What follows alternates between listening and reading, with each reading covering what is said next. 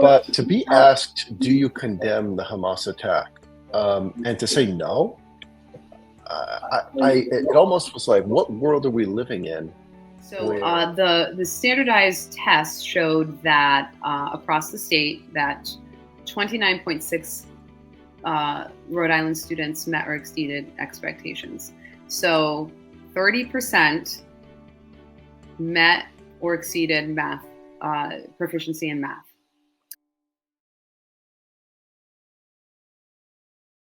Hey everyone, welcome back to our podcast. I'm David. I'm joined by my amazing wife, Jessica Delacruz, state senator, minority leader. Today we don't have a guest that we're interviewing. Instead, we wanted to discuss some of the news that's been important to us, things that we've been paying very close attention to.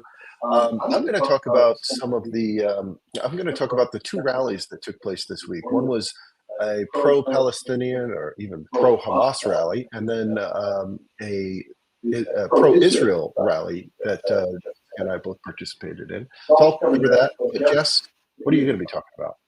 I'm going to be talking about the RICAS scores here in Rhode Island, how students fared, and the commentary there on Providence officials. Because really the microscope is on them because of the Johns Hopkins report in 2019, how poorly Providence was performing. And so the stories really focus around Providence and the commissioner's comments and even the superintendent's comments. But really, the RICAS scores obviously affect the entire state. Well, let's jump into it. I'll start with my news story. As I said, I wanted to cover the rallies. I guess it was about a week ago now. There was the pro-Palestinian rally or the Free Palestine rally. It was well attended. Literally hundreds of people were there. They started on the State House and then they marched. I think stopped at the Textron building in Providence. Very well attended. Lots of people, lots of enthusiasm, and they came out despite the rain. So there was definitely a lot of energy at their rally. I did not attend. But I was able to watch the news and kind of catch some of the sentiment, and I was not. I was very, very surprised to see that people were embracing the phrase "from the river to the sea, Palestine will be free," because that means that Israel would essentially be obliterated off the map. Something that you talked about, Jess. So I wanted to talk about it. But also talk about the response to some of the protesters or some of those in support of Palestine, and how they, their thoughts on Hamas. I thought anyone that saw what happened on October 7th would have been just sickened by the events of that Saturday, the murder, rape, the beheading. I mean, attempts at genocide, right? I mean, they don't want to stop until every Jew is killed. Just horrific.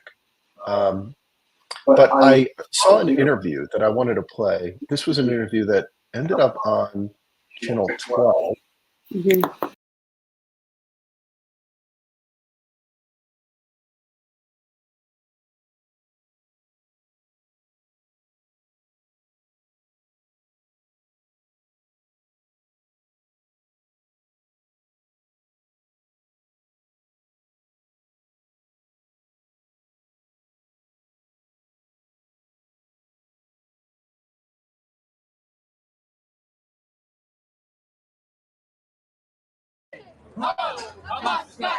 On Saturday, hundreds taking first from the State House by foot past City Hall. Condemn the actions of Hamas? No. Why not? Why? Because they are defending their land. They can't move. They can't work. They don't have any supply.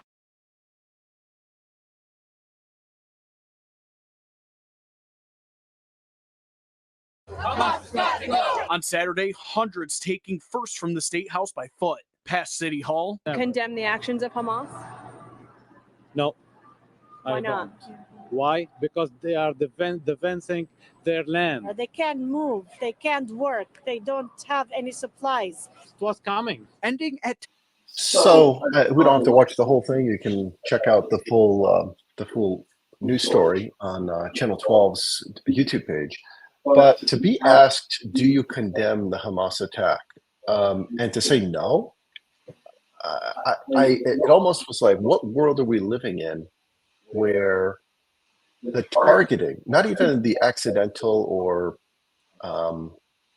the indirect killing of civilians took place, but Hamas was targeting them, right? They crossed the border, broke through the fence.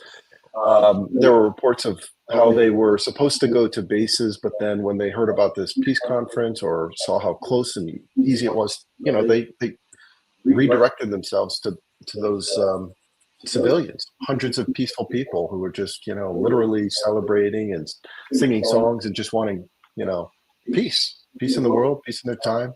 But to see how, this man and his wife and his family weren't able to condemn that, I was surprised. The more that I'm kind of digging into this, the more I'm realizing that this is not like an isolated, this is not an isolated position. It appears that there are many people who are not only sympathetic with the Palestinian people, and I am too. I add that so many innocent people are being, caught up in this because I know not everyone in Palestine is a supporter of Hamas. But to see how many who are sympathetic to Hamas, I mean, that's very troubling. And I've realized talking to people, they don't even know what Hamas is. They think of it like it's a political party or something, or a political organization. And it's true they won an election there, but they're first and foremost, I think they should be considered a terrorist organization, especially after the actions of these past few weeks. But it goes back even years before that. I wanted to pull up this document. I found this on the project where they actually have the founding document to Hamas. It's called the Hamas Covenant, put together in 1988. And I kept hearing that Hamas, in their charter, wanted Israel, pushed out into the sea, from the river to the sea, wanted them obliterated. And I had a hard time believing they would actually put that on paper, like own it and embrace it. But then I was reading their charter, and literally in the second paragraph, I'll just pull this up so you can see it. Israel will continue to exist until Islam will obliterate it, just as it obliterated others before it. So there it is. Right in the founding document, you see how Hamas wants Israel obliterated. That's their word. Extinguished, right? This is a statement of genocide.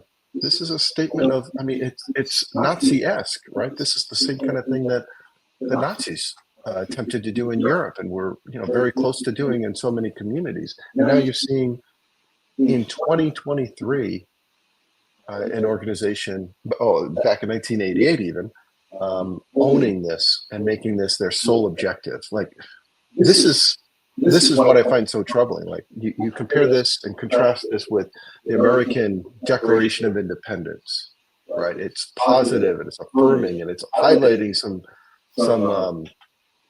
of the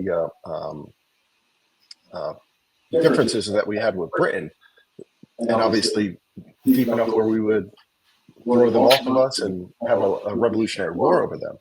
But to see this level of hatred and vitriol for a nation and for a people, it's just shocking. It's to me, as a person of faith, it reaffirms that there is such a thing as evil. There is such a thing as evil in the world, that not everyone is basically good. But there are some people and some organizations that are hell-bent on destruction and death. I've heard them called a cult of death, and I think that's probably an accurate way to describe a group like Hamas. So this was a news article that I was interested in, or a news story, and just to see that this is something, in the Gaza or in Iran or Saudi Arabia or Syria.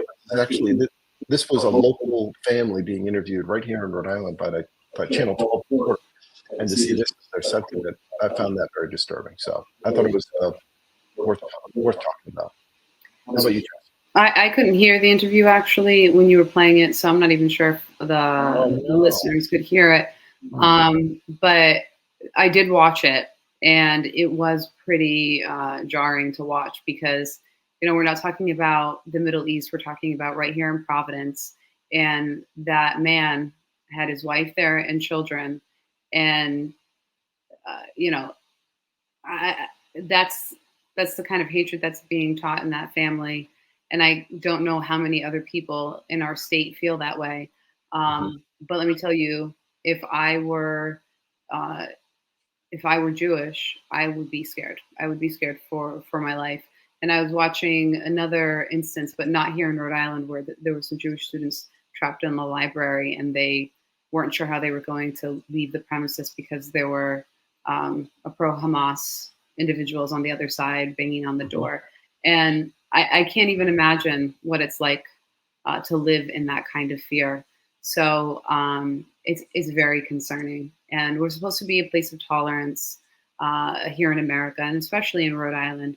But when you don't have tolerance for other faiths and other people, then that's a serious problem.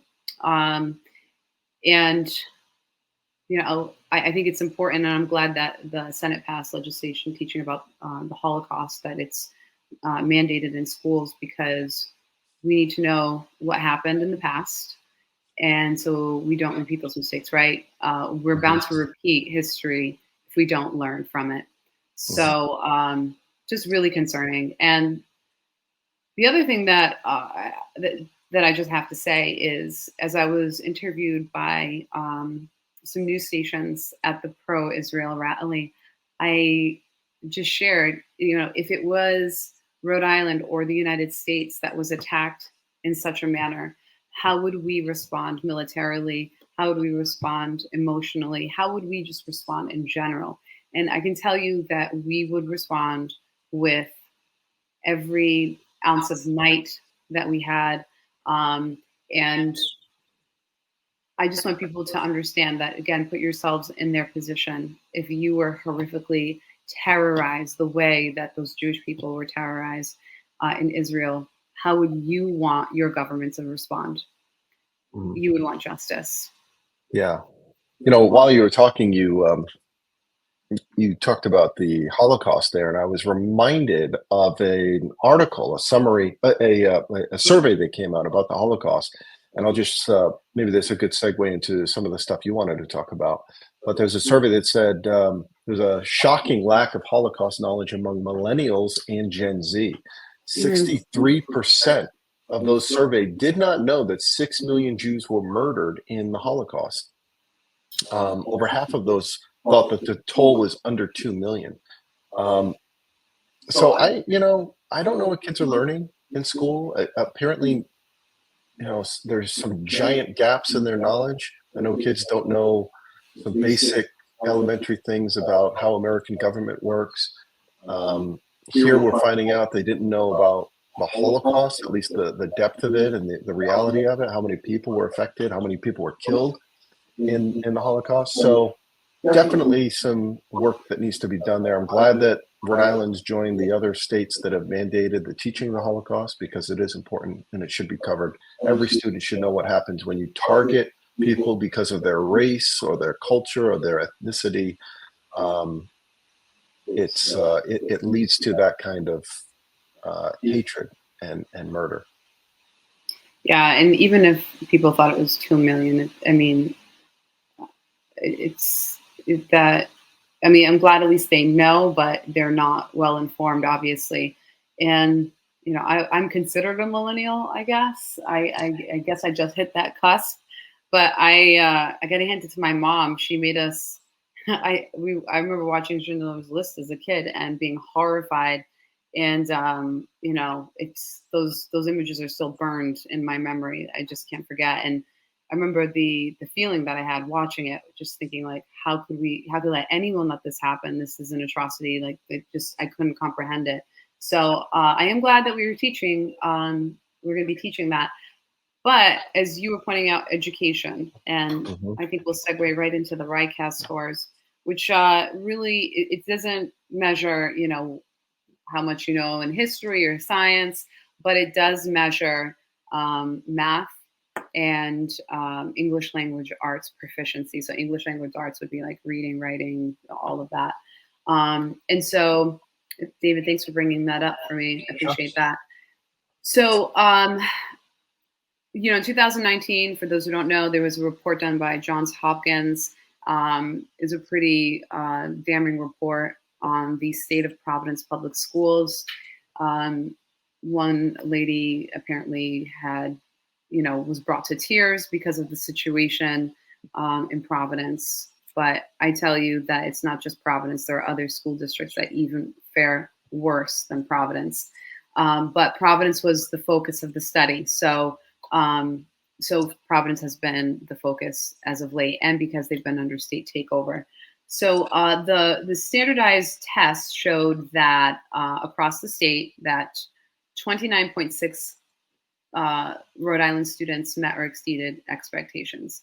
So 30% met or exceeded math proficiency in math. If you had for those of you who are not exceeding the expectation, that's 1 out of 3 can actually do math. Right. Or do, in this case, it's math. Okay, 33% in English. See. Yeah, 33 in English, 29.6 in math. So if you had a student that came home with a 29.6 on their test, would you be thrilled? I know I wouldn't. I would have a sit-down conversation with that child and talk to them about expectations and, obviously giving their best. And I know that the students are, because they're doing their best, but why are they falling so short? With English language arts, they were 33%, so not much better. When interviewed, the Commissioner of Education was beaming, like, "Oh, we're doing so great. We went up significantly." While we did go up significantly, we still are not where we should be. And students, this is an urgent matter. Like, if I were in high school or had a high school student, I would feel pretty hopeless, because if my child can't read or write, they're not going to be employable. No one's going to be able to hire them, because if they can't read or write. And I actually did talk to just one business owner, and when I was running for office, and he was talking about how he had this business and he hired students out of Providence and, in the inner city. And he said, I'm being serious with you, I need to help them fill out an application.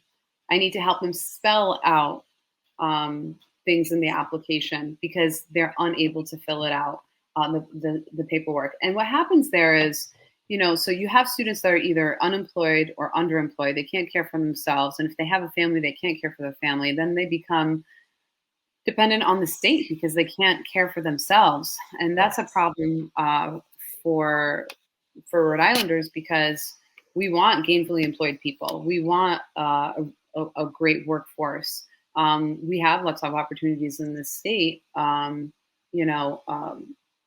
if you can't read or write and you can't do math, then I just don't know what your future looks like. That's pretty sad. Yeah, I mean, this is one of those issues that is not just affecting parents, right? Like, you and I have 3 kids. They're all in school, middle school, Right. elementary school.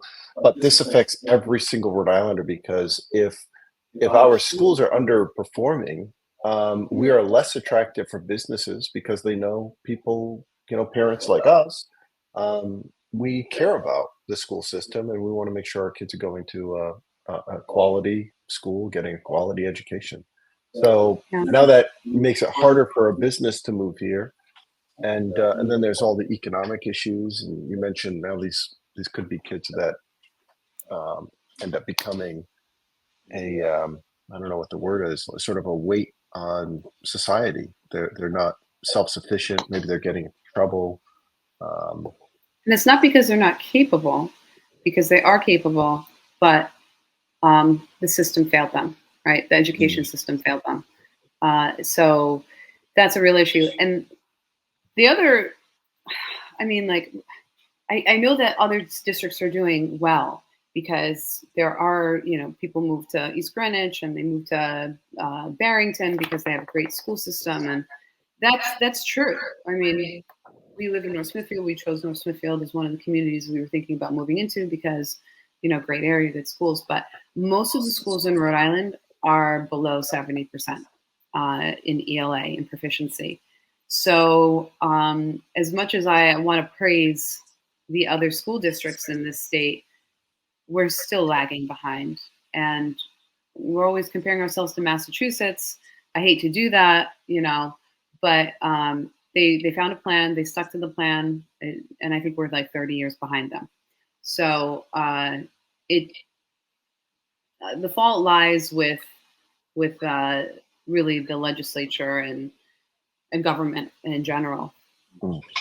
What is did the article or did the commissioner get into some solutions here? It looked like the increase, the boost was the article says a year-over-year boost of roughly 2.7 percentage points in math and 2 percentage points in English. So it is an improvement. It's kind of anemic, but it is an improvement. Did they get into are we going to stay the course? Are there other changes or innovations that they're going to be implementing? So you broke up a little bit, but there always talk about changes to implement. There's always talk about throwing more money at the problem, but we spend, per capita on students more than most states. So it's not that we're not dedicating enough funding towards the students. Currently, there's a commission trying to ascertain, where some issues are between labor and the school district. So hopefully we'll find some solutions there. But I think as a mom, again, I'm going to put myself in the position of a student or that's in Providence or a parent that's in Providence. If my student is performing so poorly and my student doesn't have the 30 years, right? They're in high school, junior high school, they need options, and they need options right now. And we have seen that charter schools have done that. We have seen private schools able to do that as well, where education committee is not my committee, but there was a hearing in which I'm able to hop in as ex officio member. And people would testify in Spanish, and thankfully I was able to understand them. But because they were hearing that there wasn't going to be any more funding for new charter schools, and you can hear the desperation in their voice, like, we've been applying, we keep trying, you can't take this away from my child. One mom was talking about how her daughter was so far behind. I believe she said 2 grade levels. And within 1 year in a charter school, they were able to bring her up to grade level.